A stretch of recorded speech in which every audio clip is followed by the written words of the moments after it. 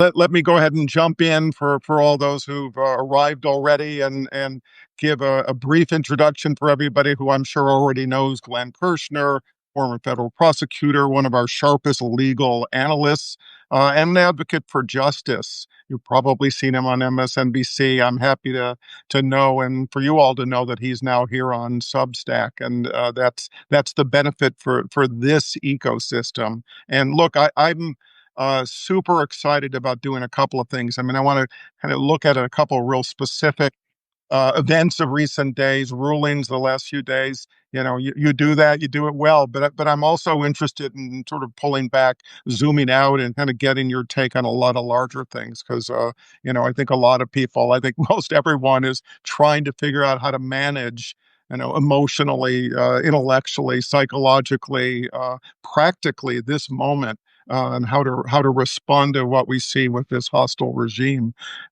Super appreciative that you're here. Let me just jump right in. So the first thing I want to ask about was actually the Supreme Court ruling yesterday blocking the lower court order that required 15 days notice for individuals who the Trump regime is trying to deport to third countries. That is not one of their own, and that's obviously a decision that can put people in danger.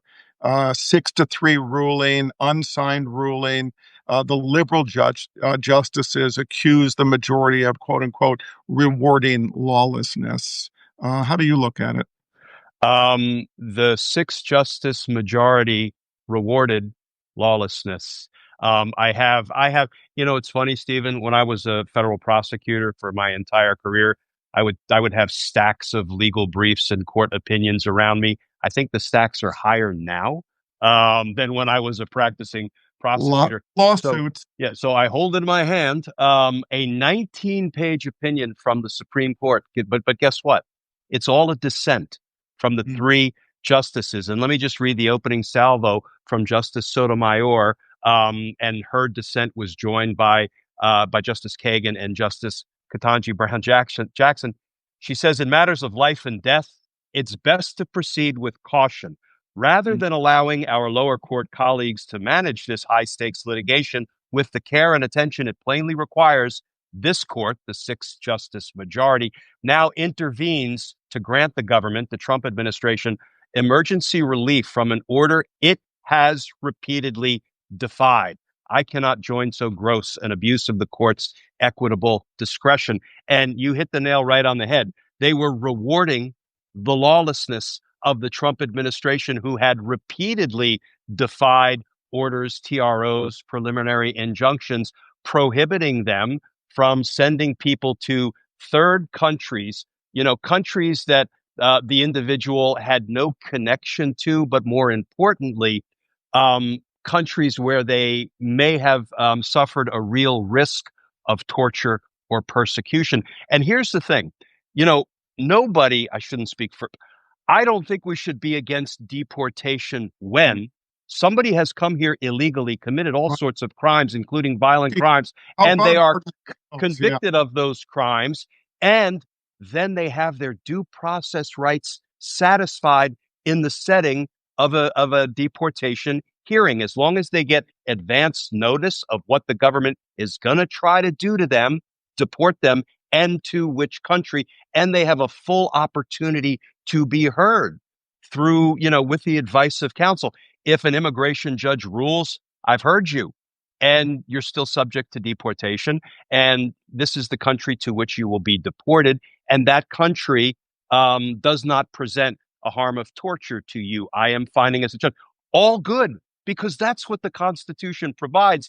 And I, for one, don't object to deportations under those circumstances. I think they're important to the safety and security of our country and to, the rule of law. However, the Trump administration, for whatever reason, is determined to violate the Constitution early and often, and in violation of court orders. That's the part that I'd like to say I don't understand, but I think it's Donald Trump trying to consolidate dictatorial power. Yeah. And, he doesn't like the fact that the courts actually have some authority over him. Indeed, the Supreme Court is the final stop and the Supreme Court gets to decide what an executive branch can do and cannot do. But Donald Trump doesn't like that. So he just kind of figuratively thumbs his nose at the courts and defies court orders. So, this one is really pretty horrific Yeah. because It puts we a lot are. of danger. I mean, let's get back to that first sentence. In matters of life and death, proceed with caution. It's it may be focused on this ruling, this case, but it strikes me as a pretty good tagline for what basic justice ought to look like, which is exactly what has been ignored, surely in the last 5 months. And Um, there's so much litigation ongoing with respect to unlawful and unconstitutional deportations. It all started with, 200 plus Venezuelan immigrants who were, in essence, kidnapped, taken into custody yeah, yeah, by the executive branch, stuffed on a plane, and sent to a prison in El Salvador, where we are footing the bill, we the taxpayers, for their confinement in El Salvador, even though most of them have been convicted of no crime. And there's litigation that's still ongoing before Chief Judge Boasberg in the federal district court in D.C. about whether the Trump administration should be held in contempt for refusing to stop those deportations or turn the planes around when they were ordered to do so. And we had brand new reporting in the New York Times today about how Emile Bove, one of Donald Trump's high DOJ officials and former criminal defense attorney, basically said, F it, we're going to defy court orders if we have to. And that will obviously be of keen interest in his first, I guess, the Senate Judiciary Committee hearing, and then the broader hearing, because, of course, Donald Trump has taken somebody who was openly, indeed gleefully, willing to violate court orders and nominated him to be a federal circuit court of appeals right. judge.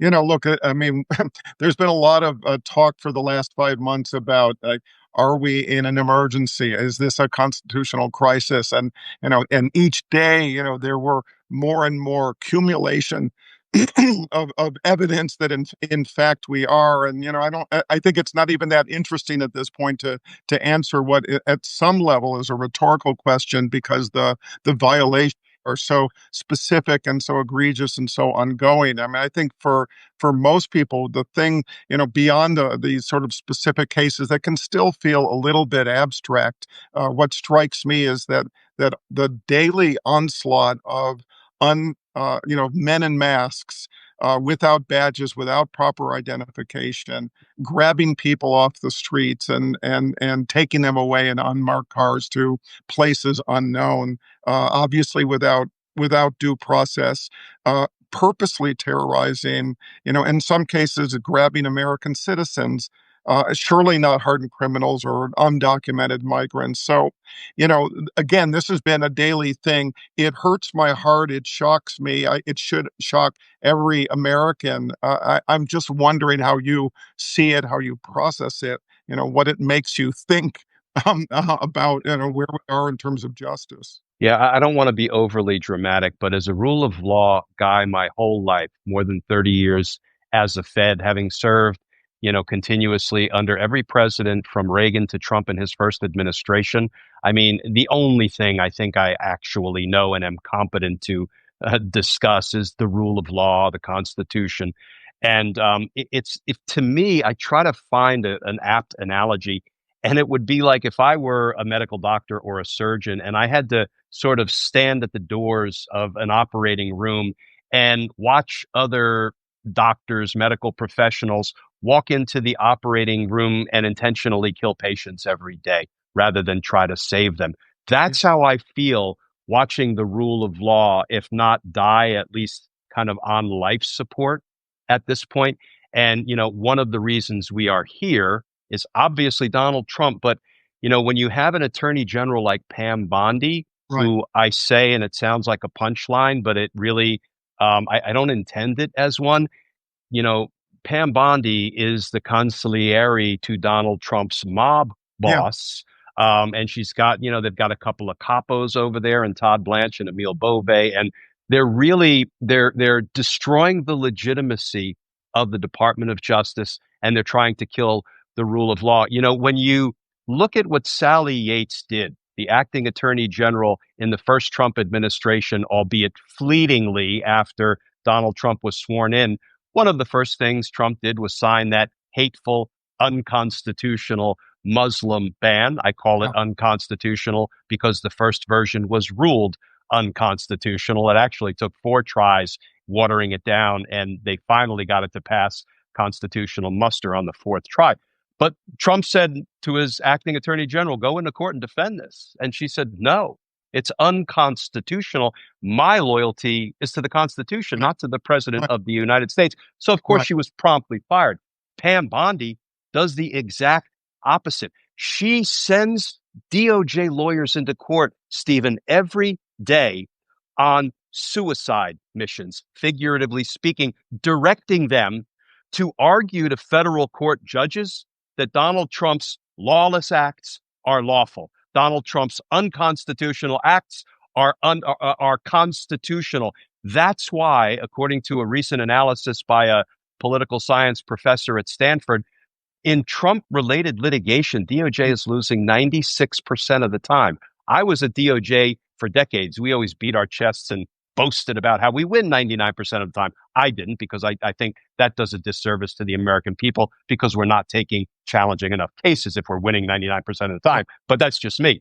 But you know, there is a reason that Trump is losing in court every day, spectacularly, because he's doing lawless and unconstitutional shit 96% of the time, and Pam Bondi is supporting him in that. So I want to come back to this notion of who's winning and who's losing, right? You know, sort of look at the trend line or the trajectory. You know, I want to focus a little bit on Pam Bondi Kristi Noem, the regime's arrogance and hostility toward the rule of law. And you know, look, a few examples, if I may. So one, you know, a U.S. senator and a New York mayoral candidate, which, as people have noticed, you know, a chief financial officer assaulted, handcuffed, detained, and for what? To send a message to stoke fear. Surely not because they committed crimes. The hearing yesterday, where Pam Bondi was there to defend her budget, there was a New York representative, Joseph Morell, was asking about the scope of the presidential pardons for January 6 rioters. Again, the arrogance of this. I want to just read for you just a moment of the back and forth. Morell says, "Would you suggest that the January 6 pardons would cover activities or crimes potentially committed outside of that?" Bondi, I don't know if you're referring to Joe Biden pardoning his son. Morell, no, I'm actually referring to January 6th. Bondi, do you mean the ones done by the auto pen?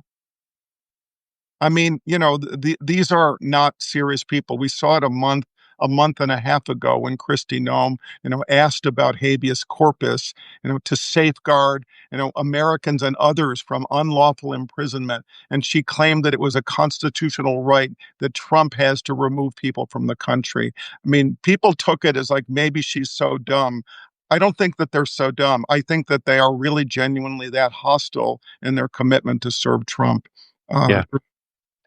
These people beclown themselves intentionally. So I would say gleefully so, because you know what? They're feeling themselves right now, because they have Donald Trump, the aspiring dictator, an avowed day one dictator. In fact, his words, not mine, that I'll be a dictator on day one, but only on day one, because as we all know, dictators almost always voluntarily relinquish their dictatorial power on day two. That's just the way it happens, right? Yeah, not so much. And they're feeling themselves because they feel invincible at the moment. And the Supreme Court, unfortunately, has assisted them in being able to feel that way by granting presidential immunity, contrary to the express terms of the Constitution, in my estimation, more importantly, in the estimation of one of our, most renowned constitutional scholars, Akil Reed Amar at Yale, who said, and I quote, "In the presidential immunity case, the Supreme Court ruled that the Constitution is unconstitutional." And where do we go with that, Stephen? We don't have an appeal from a Supreme Court ruling. Of course, yes, we have the ballot box, but, you know, it kind of rings hollow because we're always trying to vote the bums out, which was the famous phrase years ago. And things don't seem to get much better for American democracy or for we the people. But yeah, Bondi and Noem and Bondi's henchmen over at DOJ are destroying the rule of law and the legitimacy of DOJ. And they seem to be doing it gleefully because they think there will never be any accountability that visits them at the Yeah. end of the day. That's where I believe Right. they're wrong, because Right. our memories are long and we are going to fight like hell to restore the integrity of the rule of law and our institutions of government once we have an opportunity to do so. Thank you. I'm going to, I think my last question is going to be what gives you hope? I think you gave us a foreshadowing of what that looks like, which has to do with accountability. I wanted to note that the DOJ hearing that Bondi was there to talk about her budget, where they're cutting, they want to cut 7%. Which represents about 5,000 positions from DOJ that would cut, cuts from national security, counterintelligence, counterterrorism, the dismantling of our government agencies, the dismantling of the systems that have been in place to protect the American people. I think we've all been impressed, let me put it that way, of the speed with which that's happened and the intensity of it, and obviously a pace, a flood, a cascade that's made it hard for people to keep up with it. Are you surprised by the speed of this? I am. I am. We all knew Project 2025 was waiting in the wings. I mean, I actually, before the election, got to testify before Jim Jordan's Weaponization of Government Committee, and it was my task. I was obviously a witness for the Democrats. It was my task to talk about the danger to the Department of Justice of Project 2025's Yeah, determination to basically kill the independence of the Department of Justice. And now we see all of that coming home to roost with Donald Trump, for example, issuing executive orders that people like Miles Taylor and Chris Krebs must be criminally investigated for treason, an offense punishable by death, even though neither man committed any crime, based on right. all of the evidence that's available. So, Well, he did, to be the warrior for retribution, right? He did yeah. to be this punishing person, even if he denied knowing anything about Project 2025, or knew the people who were involved in it.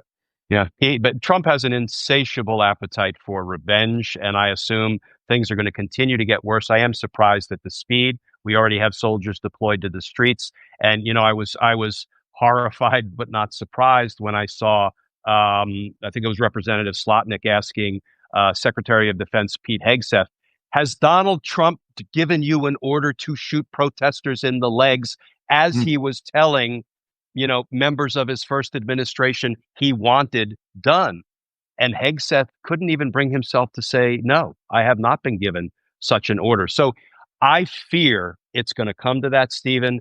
I think the end game here, there are points of light. And right now, the federal judiciary remains a point of light. And I know people will say, but the Supreme Court, I'm with you, but the Right. Supreme Court. But let's not forget, notwithstanding yesterday's ruling, the last three due process rulings were 9-0 in favor of due process, 7-2 in favor of due process, and 7-2 in favor of due process. So all hope is not Can you lost. super quickly which cases those were? So these were that all immigrants. The first one that was 9-0 was, I think, in the setting of an appeal of Judge Sini's ruling that Abrego Garcia must be Right. released and returned to the United States. That went up to the Supreme Court, 9 Yeah. 0 in favor Yeah. of the express language of the Constitution, which says persons are entitled to due process, right? So it was an easy one, but still, I'll take it all day long. Yeah. But the federal bench, I think, is still a point of light because many judges who Yeah. were appointed by Republican presidents, included Donald Trump, are ruling against Donald Yeah. Trump every day, not because they're lunatics or they're deranged, but because Donald Trump is doing unconstitutional shit. But here's where I fear the end game is.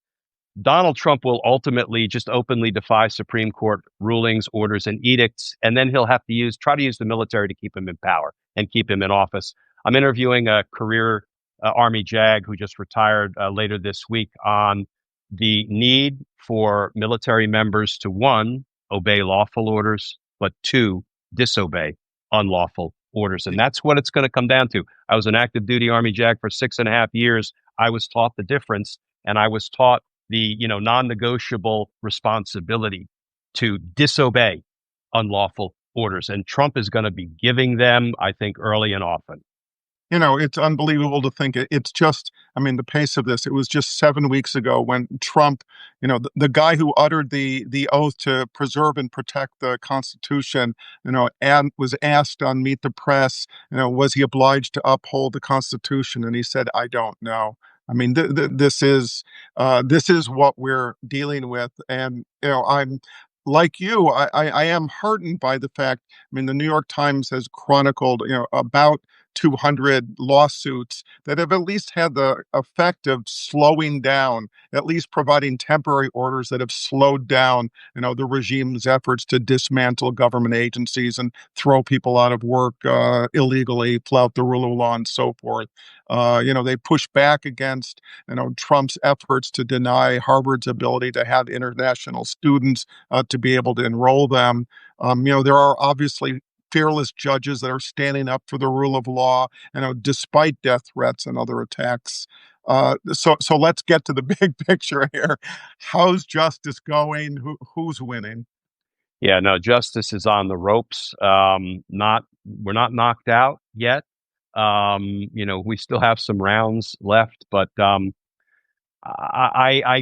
my greatest fear is that if the midterm elections are not free and fair, if the Republicans find a way to interfere with the right of the folks to vote or somehow interfere with the vote count after the votes have been cast, if we don't have a free and fair election, Well, might we not have elections at all if he finds a way to engage in emergency measures?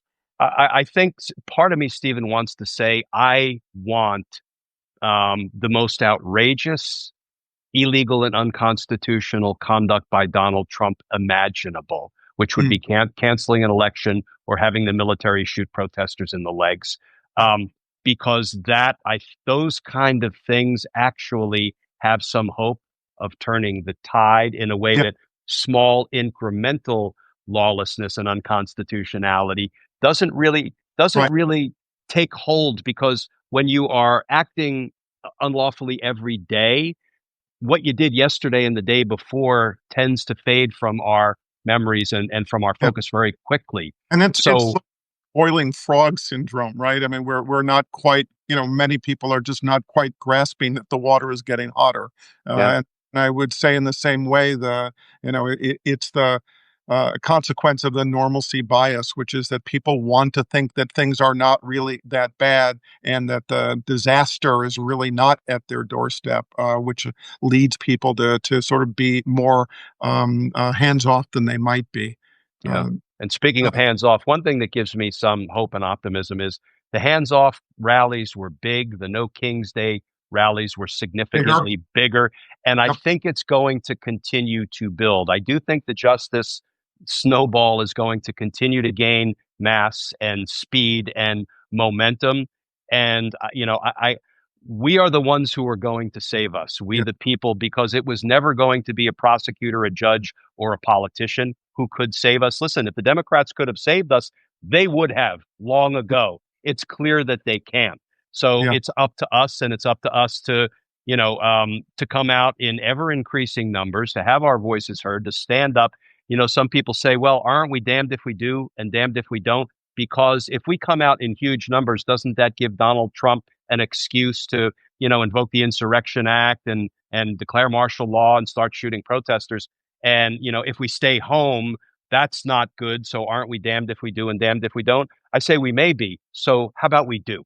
How Yeah. about we Yeah. do instead Okay. of don't? And that's what we need to do. We all need to get out there in every way we can and fight like hell for our democracy. Well, I appreciate that you bring up mass protest, especially because you're somebody who's been dedicated to the legal system and the role of the courts and the role of prosecutors and being able to fight for justice. But understand that at this moment, it is about the agency that people have, the sense of power that they have, and their capacity to drive change. And almost every one of these conversations, I try to emphasize, the Erica Chenoweth 3.5% rule, this idea from Harvard researcher based on the research of a lot of different countries where there has been political change driven by people coming out to the streets and mass protests that says if you have 3.5% of the population, which in the American context is 12 million people, if we can get to those kind of numbers, I think we start to look at the kind of situation where this regime, Donald Trump, is going to have an awfully hard time either distracting people or convincing people that they should stop and go away. I think he's going to have to address it, especially if the purposes, the goals of those protests become clearer, more precise, more focused. Where the channeling of the outrage happens in a way that people are saying that this is the change that's needed. Yeah, and you think about some of the abuses of the civil rights protesters back in the day, those abuses were horrific, but I think they really did inspire change and they galvanized public opinion. Listen, if we get out in that 3.5% number and he starts cracking protesters in the head and shooting them in the legs, that's gonna be horrific, and I don't wish that on anybody. But I I actually think it's bring out that more. kind of dramatic abuse that will galvanize public opinion and that hopefully will lead to Donald Trump's political demise. But I would emphasize we have to be peaceful, peaceful, peaceful, Yeah, peaceful. If a police officer applies force to you, my public service announcement as a career prosecutor, you're going to have an adrenaline surge. It's going to be very hard to control. Frankly, when police are tangling with suspects, they also experience that adrenaline surge, which ends up, they're supposed to be able to train their way into a place where they can control it. It ends up resulting in excessive force and sometimes crimes being committed against suspects. But what I would encourage everybody to do is fight the adrenaline surge, comply. If they want to put flex cuffs on you, it's going to suck, but let them do it. Because as a career prosecutor in D.C. who worked the protest lockups, two things happen. One, often the police will cut the cuffs off out in the street because they don't want to make mass arrests. They just wanted to calm everything down. But if they do arrest you and bring you downtown and charge you, here's what I can say from my experience: about 90% of the protest arrests, we decline to bring charges because we can't prove guilt beyond a reasonable doubt. We don't have available evidence to present to a jury. So, comply as hard as it might be, and it will probably go better for you. If you fight, if you resist, you pick up an APO charge, assaulting a police officer or resisting arrest, then the prosecutors are going to look at that case differently and say, well, now that person kind of brought it on themselves and we may have to, actually charge them. Or if you loot, you break windows, you set fires to cars, you throw rocks at police, that kind of thing, you may catch a charge. So comply, even though it may feel counterintuitive in the moment. It's going to be awfully hard for them to arrest millions of Americans. That much is for sure. And I'm going to guess that if we talked 10 years ago, the idea that 10 years later you would be Yeah. publicly urging people to engage in mass protests and preparing them how to handle that. I'm thinking also of a J.B. Pritzker who now really months ago making the point that we're at a point where people need to disrupt. They need to engage in public protest. I think he was another one who said, "I never expected I would be at this point," but he talked about a five-alarm fire. I think it's right. It's hard to manage a five-alarm fire, day after day, hour after hour. But this is a moment where I think we all have to figure out how we can participate, how we can be engaged, and how we can make a difference. So. Yeah. Thank you. Listen, I really appreciate everyone who's joined us. Really appreciate Glenn being able to share his insights with us, and we're going to get through this. He's hopeful. I'm hopeful. I'm hoping we can have this kind of conversation again. Thank you, Stephen. Great to be with you. Appreciate it. Okay.